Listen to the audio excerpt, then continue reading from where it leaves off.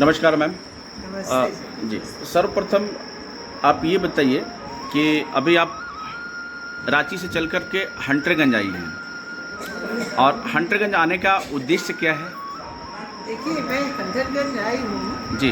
हंटरगंज मेरे लिए कोई नई जगह नहीं है। हम्म, मैं बहुत वर्षों से आ रही हूँ यहाँ, और इसलिए मेरा आना होता है आमतौर पर, क्योंकि यहाँ हमारी पार्टी ने यहाँ सबसे शोषित गरीब जनता को इकट्ठा करके, जो भूमिहीन है, वहाँ जो उनका अधिकार है, लैंड सीलिंग से ऊपर जो ज़मीन है, उस पर उनको ज़मीन दिया जाए।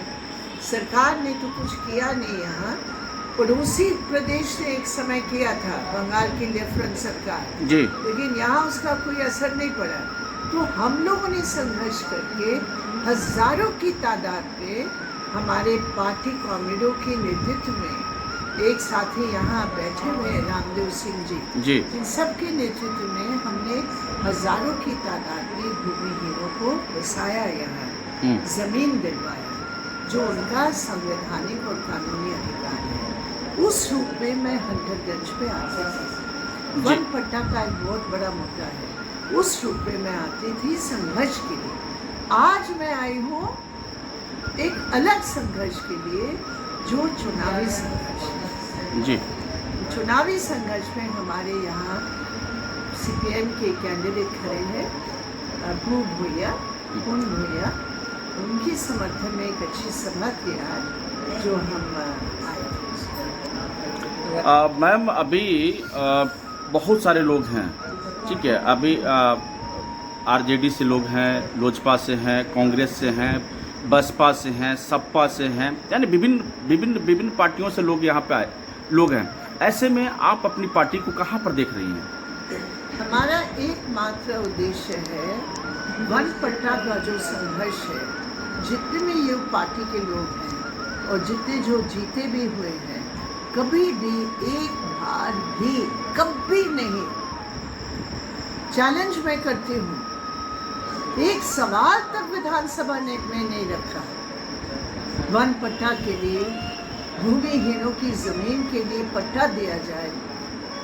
यहाँ जो किसान हैं, उनकी जो उपज है यहाँ, उसके लिए कोई सही खरीद का बाजार हो।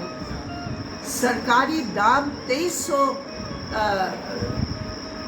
क्विंटल है, 2300 रुपया क्विंटल है। यहाँ कितने में बिक रहा है? बहुत ही कम। सब्जी उगा रहे हैं, उसमें भी सही दाम नहीं मिल रहा है। ये सब मुद्दे हैं हमारे लिए, जिसके लिए मैं उम्मीद करती हूँ हमारे कैंडिडेट को इस बार अच्छे वोट दें। मैम, अगर आपका प्रत्याशी जीतता है तो पहला प्राथमिकता क्या रहेगी मैम? पहले भैया वोट तो होने दो। 13 तारीख को अगर विश्वास जताती है 13 जनता, तारीख को वोट है। हम सभी जगह जाकर कह रहे हैं, हमारा मुख्य मुद्दा यहाँ है वन पट्टा और भूमिहीनों को जमीन। अच्छा, आपकी गठबंधन क्यों नहीं बन पाई मैम? इससे पहले जब लोकसभा का चुनाव था, उस समय दोस्ताना आपका लोकसभा। जी। पॉलिटिकली हाँ। हमारे आज भी एक बिल्कुल स्पष्ट समझ है कि धर्मनिरपेक्ष और जरादी ताकतों की, जो केवल पॉलिटिकल पार्टी के नहीं, आम जो शक्ति है, जनशक्ति है, इकट्ठे होकर ये जो बीजेपी का जो संकीर्ण, नफरत भरी, विभाजन वाली नीति है, उसको हराना, जो संविधान को ही बदलना चाहता है, उनके खिलाफ एकता होनी चाहिए। आज भी हम उस बात को कहते हैं। लेकिन झारखंड में जो परिस्थिति बनी, यहाँ दल बदलुओं का एक सिलसिला शुरू हुआ। इस पार्टी से उस, जैसे बरसाती मेंढक नहीं होते, इस पार्टी से उस पार्टी, तो सिद्धांत कहाँ है? और खेद की बात है कि जेएमएम और कांग्रेस से भी वही किया जो बीजेपी कर रही है। एक दूसरे के एमएलएज को खरीदे या लालच देकर, या जो लोग बताइए, यहाँ आरजेडी का एमएलए था, मतलब बीजेपी का था, वो उसको छोड़कर वो आरजेडी में आ गया ताकि मंत्री बन सके। अब वो फिर छोड़ दिया। तो इस टाइप की जो पॉलिटिक्स है, सिद्धांत थिंक पॉलिटिक्स, उसके चलते हमने एक आकलन किया यहाँ कि यहाँ वो गठबंधन सीटों के बारे में कितने आपस के झगड़े हैं, वो उस एकता को कायम नहीं कर पाएंगे और वही हुआ। इसलिए इतने इंडिपेंडेंट भी खड़े हुए हैं। तो इसलिए हम लोगों ने तय किया हम 9 सीट लड़ेंगे, हम वहाँ लड़ेंगे जहाँ हमारा संघर्ष का आधार है। तो ये संघर्ष की आधारित सीट है जहाँ हमने 9 जगह अपने प्रार्थी को खड़ा। देखिए, भारतीय जनता पार्टी कह रही है कि वह अगर वह सत्ता में आती है तो एक प्रकार का जो क्षेत्रीय संतुलन जो बिगड़ रहा है, यानी कि जिस आप आदिवासी समाज की आप बात कर रही हैं, आदिवासी महिलाओं को वहाँ पर शोषण किया जा रहा है, यानी कि बांग्लादेश से जो मुस्लिम समाज के लोग आए हैं उन्हें ज़बरदस्ती जो है से मुस्लिम धर्म में कन्वर्ट करके और वहाँ पर एक बड़ी आबादी जो है से मुसलमानों का होता जा रहा है। तो ऐसे में उन लोगों को चिन्हित करके वापस भेजने की काम करेगी। क्या इसमें वृंदा कारात मैडम कुछ कहना चाहेंगे? अगर ये बीजेपी ब्रांड पॉलिटिक्स है ना, ये झूठ और जहर, आप समझ गए मेरी बात? झूठ और जहर, पॉइजन, विष। हम चैलेंज करके पूछते हैं। कल मैंने हिमंता बिस्वा शर्मा जो आसाम को बिल्कुल चौपट कर रहा है, सबसे भ्रष्ट जो नेताओं में है, मैंने उनके सुना था कि वो बोल रहे हैं कि सेंसस में दिखाई दे रहा है। अरे सेंसस तो हुआ ही नहीं। 2011 की सेंसस और 2021 को आपको सेंसस करना था, आपने किया नहीं। बॉर्डर आपकी जिम्मेदारी है, बॉर्डर का कमान अमित शाह के पास है, राजनाथ सिंह के पास है।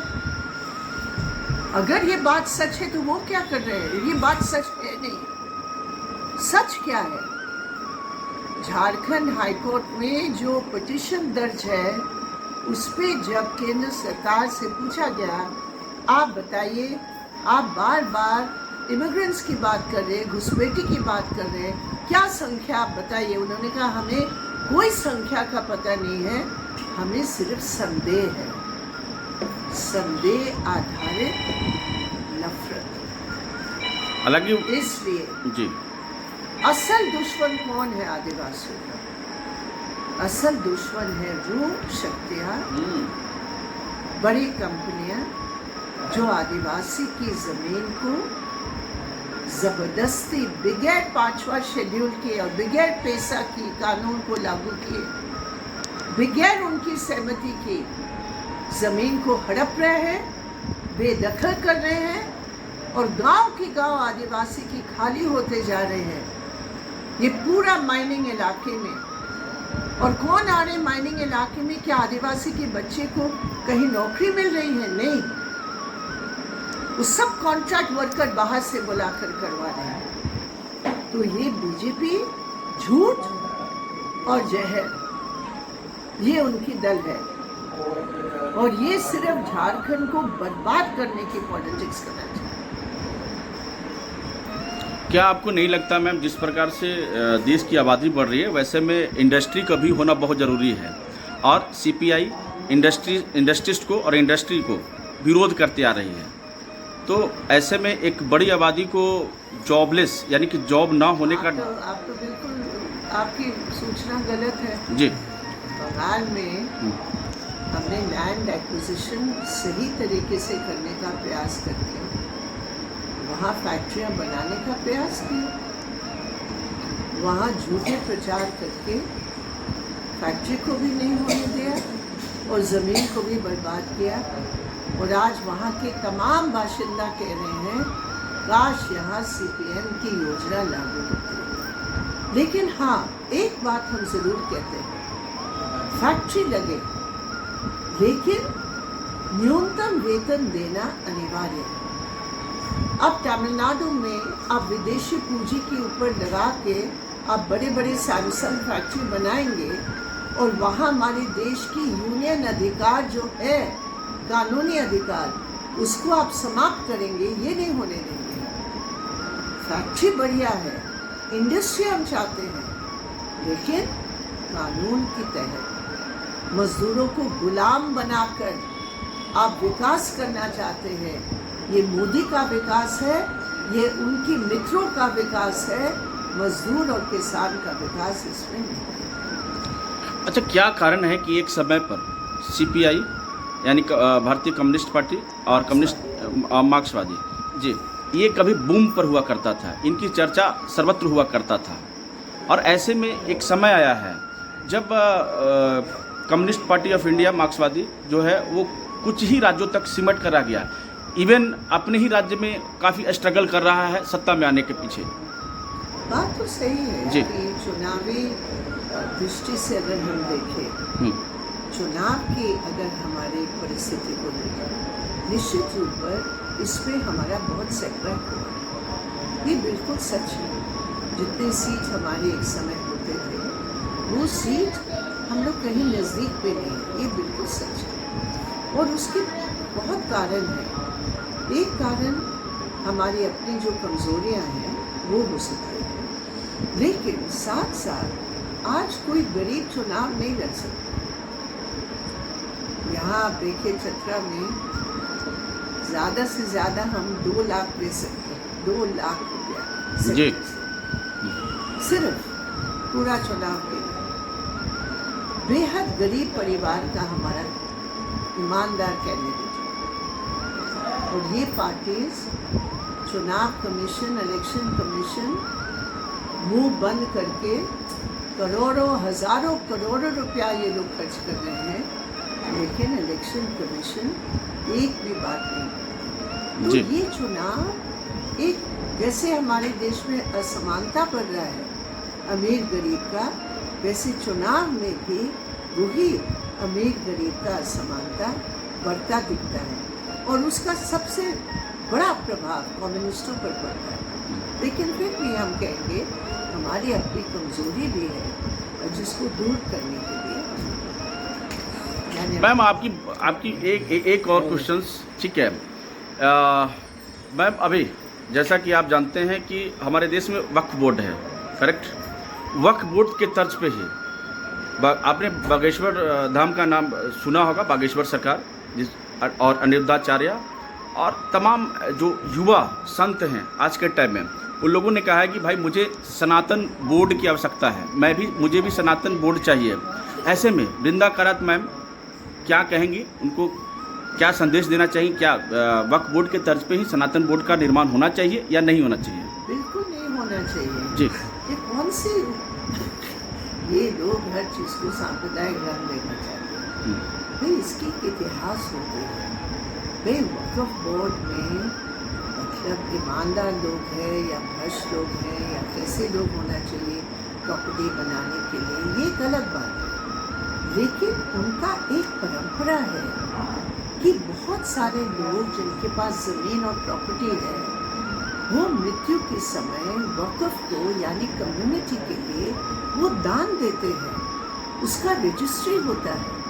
वो एक संस्था है जो वो तमाम प्रॉपर्टीज़ की देखरेख करती है, और उनकी जिम्मेदारी है सामाजिक उत्थान के लिए। तो उसका एक परंपरा, एक इतिहास है।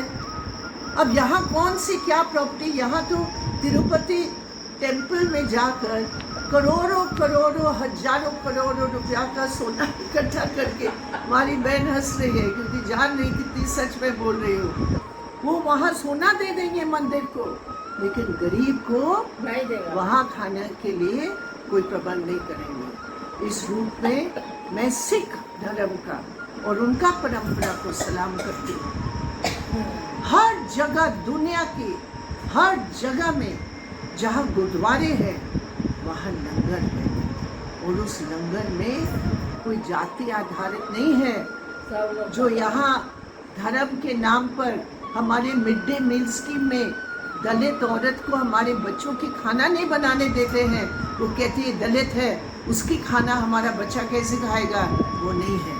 पहले धर्म में सुधार लाओ भाई। गरीब को बच्चा को पढ़ा रहे हैं। जाति प्रथा पर अब ये लोग कहते हैं ना, बटेंगे तो कटेंगे। जाति प्रथा को आप क्या समझते हैं? ये बांटने वाली प्रथा नहीं है जाति प्रथा। क्या है जाति प्रथा? बांटने वाले हैं। गरीब आज कट रहा है इस पूंजीवादी समाज के कारण।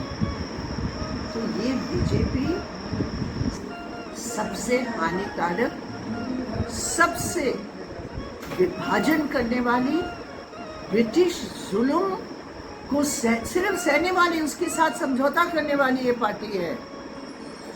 और आज हमें देशभक्ति सिखा रहे हैं। छोड़िए इस बात। बस अंतिम सवाल मैम, एक अंतिम सवाल। वृंदा कारात मैम 77 वर्ष की हो गई हैं, 77 वर्ष की हो गई हैं। ऐसे में अपने आप को फिट रखने के लिए अपने आप को मेंटेन कैसे करती हैं? हमारे जो व्यूअर्स हैं, हमारे जो लोग हैं, दर्शक हैं, उसको आप क्या संदेश देना चाहेंगे? मेरी बात सुनिए जी। ये किसी भी 77 साल की उम्र की महिला को लाल झंडा हाथ में थमा लो, उस सबका ऊर्जा बढ़ेगा, सबका एनर्जी बढ़ेगा।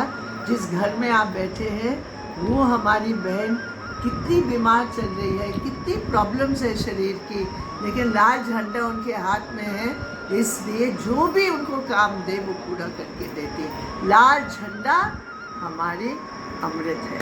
बहुत बहुत धन्यवाद मैम।